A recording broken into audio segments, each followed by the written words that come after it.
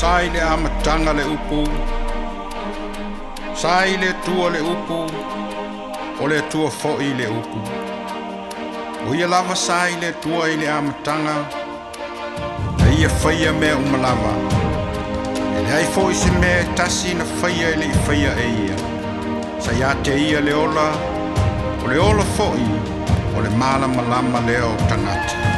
Upu fale male toa, sa I malo awa se lumana I mo Samoa.